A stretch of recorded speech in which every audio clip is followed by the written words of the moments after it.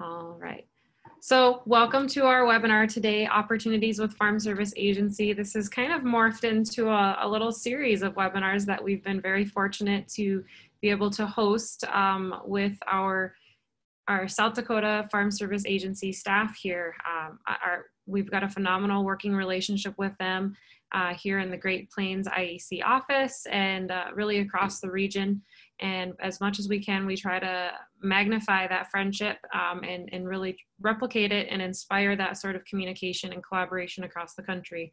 So we want to extend our appreciation for our Farm Service Agency friends joining us today and representing and explaining a little bit more about additional opportunities that exist within Farm Service Agency, ways that different programs can reach producers across Indian country and how producers of Indian country can contribute to those programs being administered.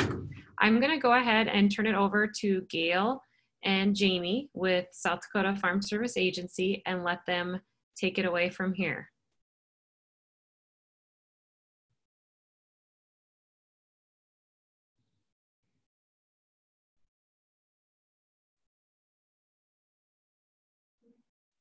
That sounds good. Thanks, Kelsey. I'll get it unmuted here. I think Jamie's getting her slides pulled up. So thank you everyone for participating and letting FSA get in and visit with you. We really do enjoy the working relationship we've had, certainly with Kelsey and IAC. So this is great. This is our kind of our second one of these, something similar. And like she said, we've got the chat box and certainly open for questions at the end.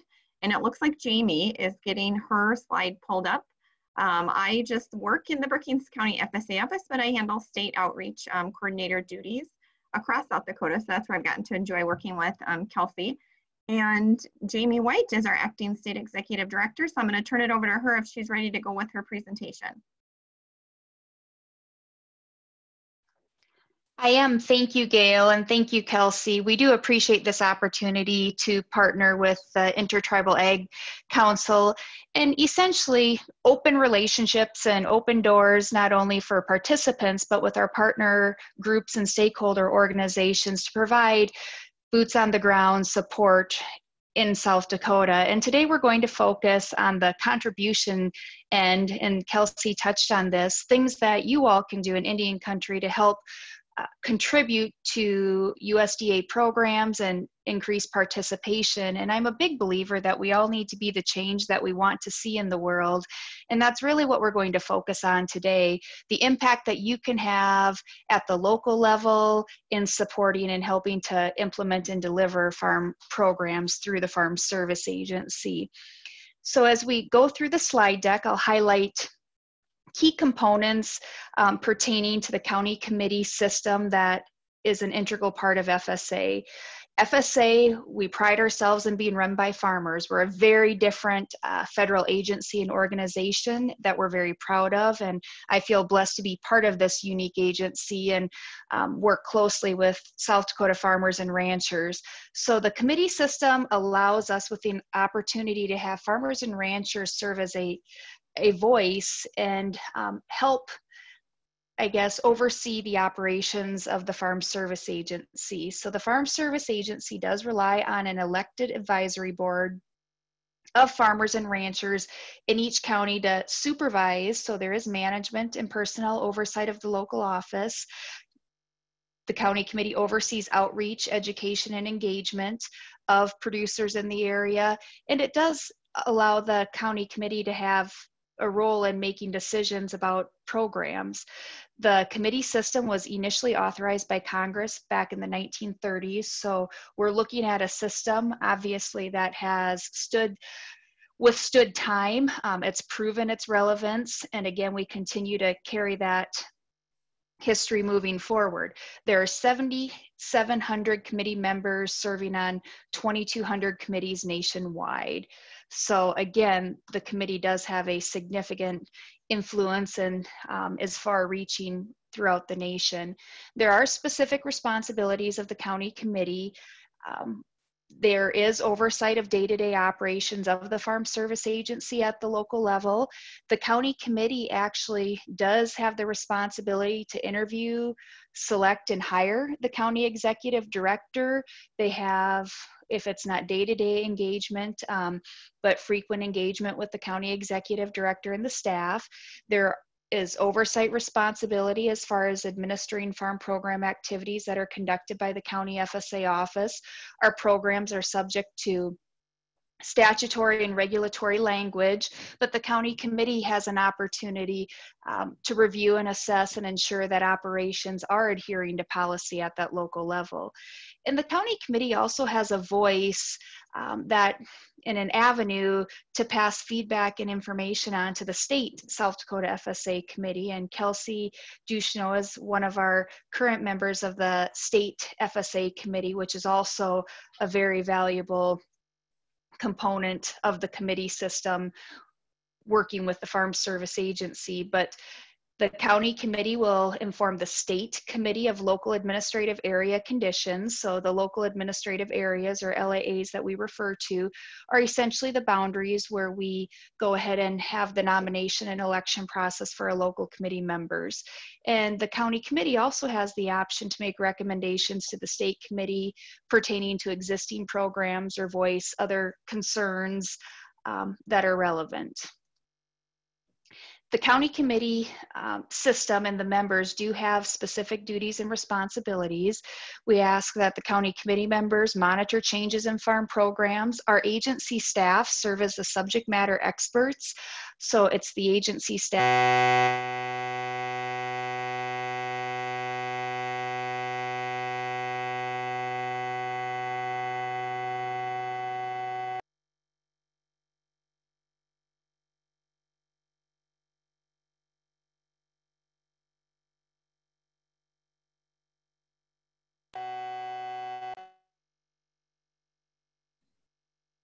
Jamie, I'm not sure if it's on everybody's end, but it does sound like there's a little bit of feedback and an issue possibly with your microphone.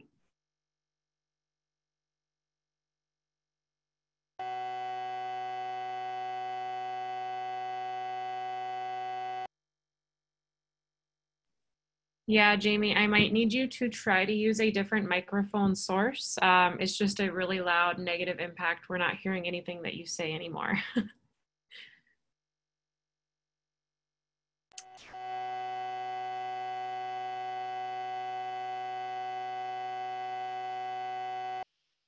I'm going to mute you one more time, Jamie, because the feedback is just, it's pretty loud and we can't really hear anything from you.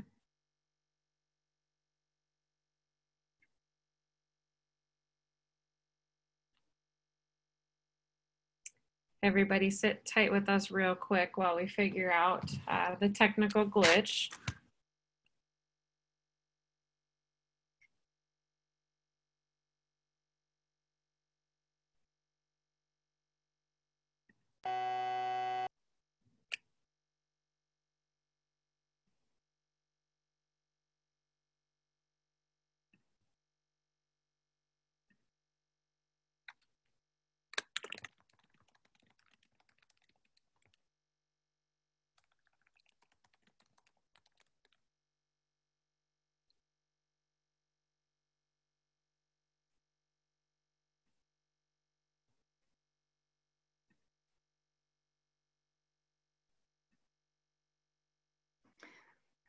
Kelsey, can you try unmuting her again? I'm checking in with Jamie and it seems like she keeps getting muted. Okay, Jamie, can you try now? Yes, can you hear me, Kelsey? There we go. Now we can hear you. Before it was just a really negative, loud buzzing noise. Okay, I apologize. Okay, Am I okay to pick up on the duties of the county committee members, Kelsey? Yep, that would be perfect. Okay, thank you. We apologize for the noise interference. So the duties of the county committee members include monitoring changes in farm programs, participation in the county committee meetings.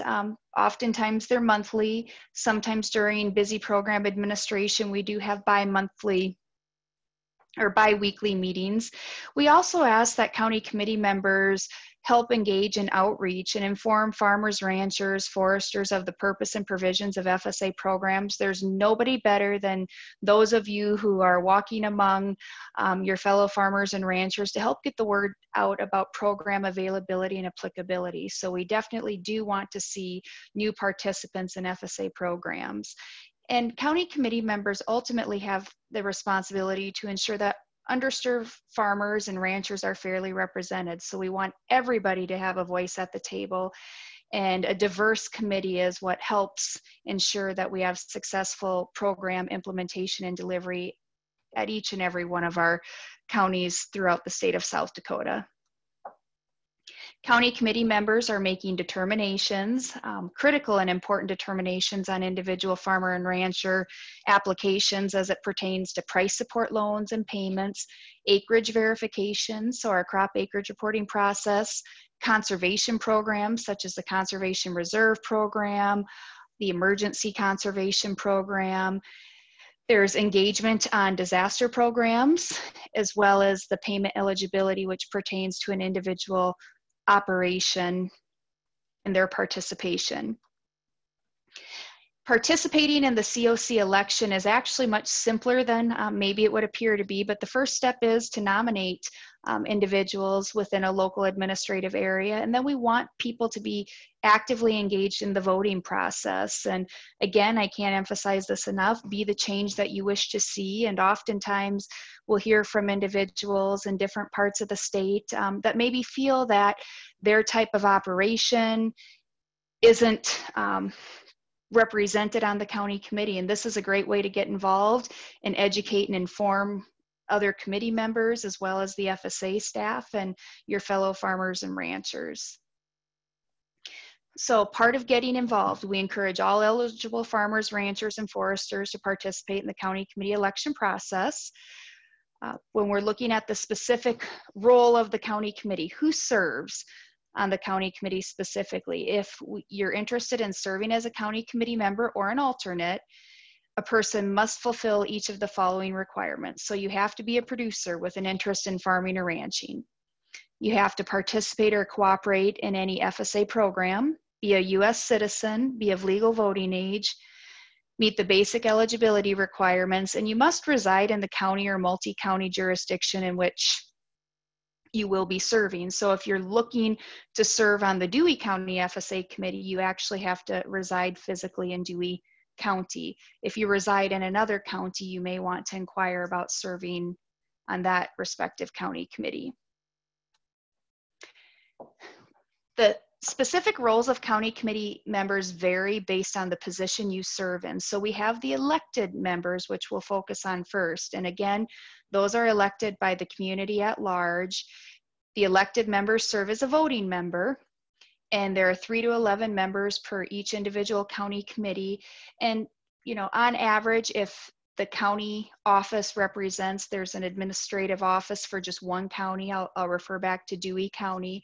Typically, we're seeing a 3 to 4 person committee. We do have some FSA offices that oversee multiple physical location counties for administrative purposes, and that's where we begin to see the larger committees, because we want to adequately represent all of those counties on the county committee. Each member has a 3-year term in which they serve, and they of course would fill out the applicable FSA form, FSA 669A.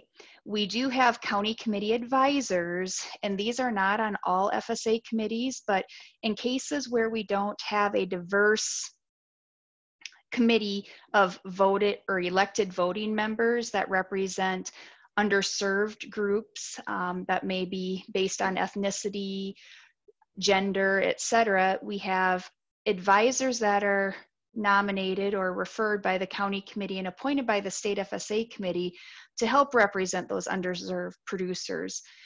So they have a voice at the county committee level, but they aren't necessarily a voting member. So they're a non-voting member, and they limit that to 1 member per county committee for each 1-year term.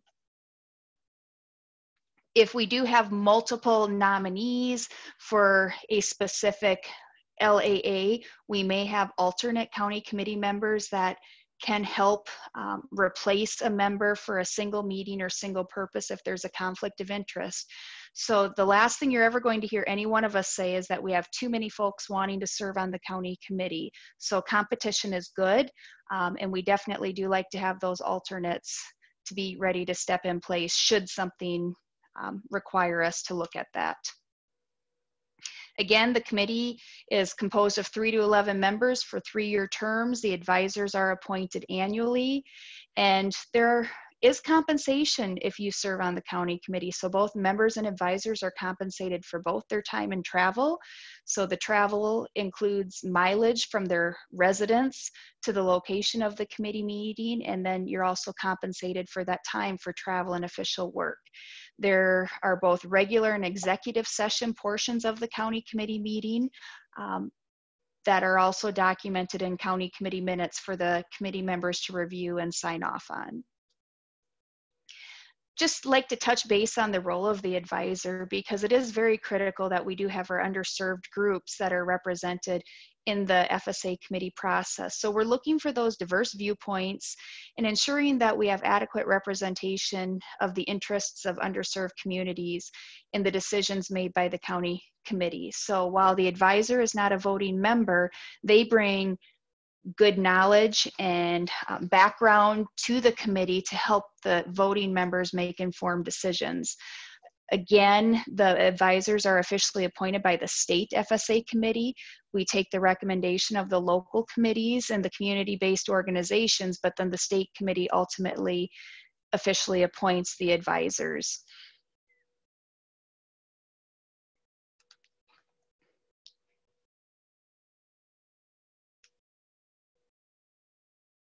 I want to talk about the difference between a county committee advisor, which is the non-voting member, which we discussed, and they're in place to represent underserved groups. But then we also do have the inclusion of the voting socially disadvantaged member, which was an initiative that FSA unveiled a few years ago. And essentially what we found within the Farm Service Agency is we had voting members that represented the local administrative areas in every county, and we had many advisors that were representing those underserved groups.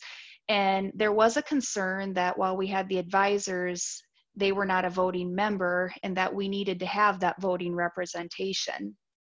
So the Secretary of Agriculture has asked or tasked the USDA to run a report to look at county demographics and identifies if there's a concern that a specific county needs to have a voting SDA member appointed after the regular election. And essentially what the goal is of this voting SDA member, and I'll just go back to how this pertains potentially to Indian country, is if we have a county that continues to have multiple voting members and Indian country is represented through a non-voting advisor, but when the demographics are run and we look at participation levels, it appears we really should have a voting member. We will be notified at the state level, and at that point in time, the county committee and the state committee have a responsibility to go out, perform outreach, and identify a potential voting SDA member, and that county committee may be expanded from 3 voting members to 4 to ensure that we have that SDA member participation. Ultimately, what we're looking at with the appointment of those SDA voting members is that in time through this process, that those individuals will become part of the normal election cycle, and it's no longer necessary to appoint an SDA voting member, but that they're going through the nomination and election process. So looking at COC election and COC participation from a tribal level. So an advisor is a representative of a tribe. The tribe can nominate a representative to serve as a county committee advisor, specifically to represent the tribe. So yes, the tribe is able to serve as an advisor because that representative is acting on behalf of the entity. So one individual can act on behalf of the tribe, serving as a county committee advisor. This is unique to tribes specifically, and only tribal governments do have this capability. So that is a unique nuance that's definitely a benefit to Indian country. We'll briefly go into the election and nomination process. The nomination process is going on right now. So right now we have that opportunity to nominate candidates. If we have individuals that are interested in serving as a COC member or an alternate, again, they need to be a producer. They have to own or operate a farm or a ranch. We want engaged, involved individuals on the county committee. They have to participate in FSA programs, be a US citizen, be of legal voting age, and meet the basic eligibility requirements. And again, they have to live in the county or multi-county jurisdiction in which they'll be serving. The nomination process is fairly simple. Individuals can nominate themselves, or others can go ahead and nominate a candidate. So don't be shy. If you're interested in serving, don't hesitate to fill out that nomination form. Organizations representing underserved farmers or ranchers may nominate candidates, so you can, as a stakeholder organization, help to promote the nomination and recruitment effort. Nomination forms are filed for the county committee at the office that administers a producer's farm records. So if you are obviously part of Dewey or Zebot County or Hockin County, etc., that's where you're going to file that nomination form. To become a nominee, the eligible individuals must sign the nomination form FSA 669A. This form includes a statement that the nominee agrees to serve if elected. So what this does is ensure that as we go through the nomination and election process, we not only have eligible producers, but that they're willing to serve should they be elected. This form is available just by calling or contacting your local FSA office, and it's also available online at fsa.usda.gov/elections. The nominating period runs through August 1st, so we still have many days and weeks available in the nominating period. Again, you can nominate yourself or others, and please keep in mind that we must have a signed form to ensure that we have an eligible nomination on file. The voting process takes place later, but we'll touch base on who can vote. Any individual who's of a legal voting age and has an interest in a farm or ranch can vote. An individual meeting one or more of the following criteria is eligible to vote in one's own right. If they participate as an individual, if they're a partner of a general partnership, or a member of a joint venture. They must be of a legal voting age and have an interest in a farm or ranch as either a non-individual who is an authorized representative of that legal entity. So if you're looking at a corporation, estate, trust, limited partnership, they'd have to be an authorized representative. If they are not of legal voting age but supervises and conducts the farming operation of an entire farm, and they participate or cooperate in an FSA program that is provided by law. Eligibility to vote, and we'll touch base on how this pertains to tribes specifically. Every member of an Indian tribe is considered a landowner if the land in question is tribally owned or held in trust for the tribe by the United States. So that's a very large number of eligible voters when we look at tribes specifically. All members of Indian tribes holding ag land are eligible to vote, again, if they meet the age requirement. To be on record as an eligible voter, the members of the tribe must be entered in SCIMS, which is an FSA system, a name and address database, as an individual, and we have to flag them as eligible to vote, and we need to make sure that they're entered in the correct county committee local administrative area on our COC election website. So if you have individuals that are interested in being part of this process, whether it be the nomination process, voting process, etc., the next step is to make sure that they contact that local office and ensure that they are listed as an eligible voter. The voting process is facilitated by our local service center, so eligible voters are mailed a ballot in November, and again, those eligible voters are determined by FSA's name and address database. They're postmarked by the last day of voting. Again, if we have individuals that don't receive a ballot, they feel they should, they need to contact their local FSA office and we can conduct a vote at the office. The counting of the ballots is public. We want to ensure that process is administered with integrity, so the location, date, and time is going to be listed at the top part of the ballot. We're just briefly going to highlight the election timeline. June 15th through August 1 is the nomination period. That's what we're doing now. So this is where we recruit and identify individuals who would be willing to serve on the county committee. November 2nd, ballots will be mailed out to all eligible voters in our voter database at FSA. December 7th, 2020 is the final day to return those voted ballots to the USDA Service Center. And, you know, right on target with the new calendar year on January 1st, 2021, the newly elected county committee members take office and begin to serve in their official capacity. The voting period runs from November 2nd to December 7th, and each voter can cast only one vote per county office jurisdiction. Right now, FSA, like many other organizations, is currently taking precautionary measures as a result of COVID-19. So our offices remain open, our staff continue to work normal business hours, but we are limiting appointments to phone appointments only as we begin to transition into customer-facing appointments that would still need to be set up by contacting the local office before being allowed entry.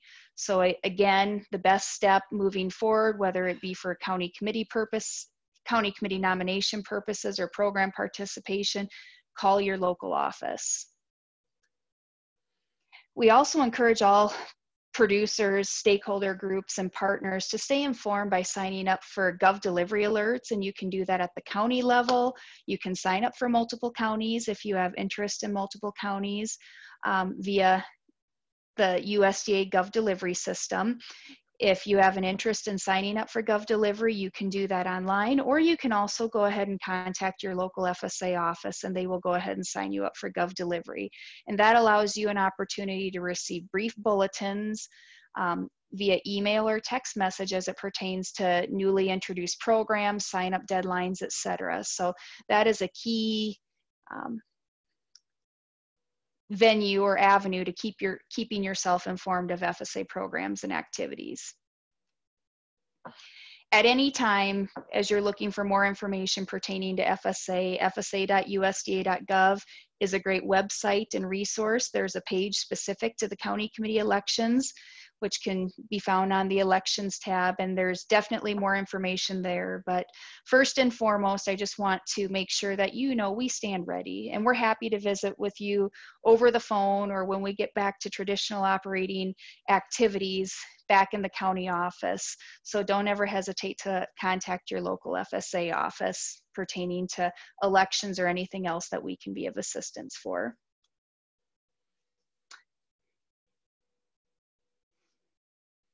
And with that, I will go ahead and turn it over to you, Gail. Great, thank you, Jamie. As always, if you have questions, we can open it up for questions. We've got a few more folks that I want to share a little information with you. And so at the end, maybe we'll open it up, but the chat is open and that's a great place to type in questions, especially if you don't want to forget about it, and we'll certainly make sure those get answered. And so at this point, we're going to transition also to another FSA employee. It's so glad to have David Klingberg on the line with us. He is the County Executive Director, actually Jones County FSA located in Murdo, but he also has great experience working in Millette Todd into White River and in that area as well. And so he is going to speak to you know, the benefits of having representation, a variety of representation on the county committees. And so we just thought it might be helpful if you can hear firsthand from an FSA County Executive Director or CED in the office of, you know, his thoughts on having that representation. So thank you, David. I'm going to turn it over to you. Thank you, Gail. Appreciate that. Yeah, I just have a few thoughts on the more local level. As Gail said, I am the CED or the manager of the FSA office both in Murdo and White River. White River obviously encompassing the Rosebud Sioux tribe, and we work with and partner up with the Rosebud Sioux tribe, BIA, Tribal Land Enterprises, and all the other subsidiaries that they have that run livestock of various kinds on all the disaster programs, and we work well together. But yeah, more on the county committee side, the FSA offices rely heavily upon the local knowledge and the insight that they have on the conditions and the issues that are being faced by the producers of the county. There's an increasing number of problems that farmers and ranchers face far beyond the historical and weather markets. We're seeing new problems every day in the ag industry, and FSA is here to help out with that. It's critical that that we on the local level be aware of these challenges, and that's what the local county committee is there to do. It's true in every case, but it's even more important to gain that understanding of the farm and ranch issues in Indian country. We get this help from specifically the county committee members and especially the socially disadvantaged member that we have on the board. We appreciate all the assistance we can get and all the information we can get from those members. Especially having that tribal member on our committee is an integral part of ensuring fair treatment to all the producers represented by that member. We hold the committee member in great regard and review them as a respected elder of the group to which we look for guidance and direction in decision making. We really appreciate the contribution made by that tribal member on our board. Thanks, Gail. Those are my thoughts. Very good. Yeah, I'm glad you can share that perspective. It's good to hear, and that's why we had you on as our special guest. And we also have another one on, and David, if they have questions for you specifically, we'll make sure and open that up as well at the end. But we're going to wrap up with Lisa Schmidt, and I will introduce her, and then I know we've got to get her kind of unmuted. It looks like she's unmuted, but I just want to introduce you to Lisa Schmidt of Keldron, South Dakota. Lisa and her husband Stuart are fourth-generation ranchers on the South Dakota High Plains. And what's so fun about having Lisa on with us is she has experience as a past county committee member. And so that's what she's going to speak to a little bit now, having actually served in her area and been an elected member to the committee. And then also we would, if you have questions, but at this point I would turn it over to Lisa if she's ready, just to share some of the thoughts that she had about getting involved and then her experience on the county committee. Lisa? Yes, hi, sounds good. I guess one of the first questions you wanted me to answer was how or what empowered me to run for the county committee member. I had a neighbor, Charlie Clark, he's not with us anymore, but he encouraged me to think about doing it, and when I said that I would be interested, he nominated me. So that's kind of the beginning. And also in the past, my husband and I'm a tribal member and a rancher, and just getting started in ranching and whatnot, we've used the FSA disaster loan programs, and we've kind of been in FSA on and off as borrowers. So I think Charlie also thought that would help, with experience in that, being on the committee. The next question you asked if I had any fears, I guess I didn't necessarily, other than I guess I had a concern maybe that I could learn enough of the programs well enough to kind of share with my fellow producers, I guess, and I didn't have a problem with that. We have such a good employees at the Corson County office that if there wasn't anything I couldn't explain or they had other questions, the people in the office were wonderful and helpful. I guess here the next question, you were asked how my presence contributed to the neighboring producers' needs, and did I add any diversity to the committee? I guess on 2 points, as a woman, I was the only woman, and I served 3 terms, so 9 years, and also the only tribal member. That's in the Corson County FSA County Committee. So, and then how did I help as far as being a tribal member and experience? I guess we lease tribal land, and a lot of our tribal ranchers their only land resource really is to lease land from the tribes. So, and that's wonderful because otherwise they might not even have any chance to do that. But it also limits their ability to build equity over the years. They're leasing, they're not buying. And so then when producers get into trouble, drought, bad winters, you know, there's unlimited reasons, then they don't have the resource to be able to go to the bank and say, I need to borrow more money, that type of thing. So I guess I had some experience and sympathy, and I kind of made the other members aware maybe they didn't understand the situation. A lot of our tribal members don't live where their cattle are because the remoteness of the land, no access to electricity. There's just a lot of reasons, and most people don't even understand that. So that's why hard winters and that kind of thing add a different element to tribal operators. And I guess the last question here you asked, do you have any words of encouragement to producers? I think I learned so much participating on the county, being on the county committee. A lot of it is definitely just sitting and listening. And I think that's the most important thing. And then there's those key times during disasters or different things when you actually do have a voice, you can vote and hopefully represent the other producers in the county. So I guess that's all I have to say. Well, I think you said a lot, Lisa. That is wonderful to hear this. And this is exactly why we are looking to increase representation, certainly in those areas of underserved producers and out in Indian country. She just hit the nail on the head because it's the things that producers know.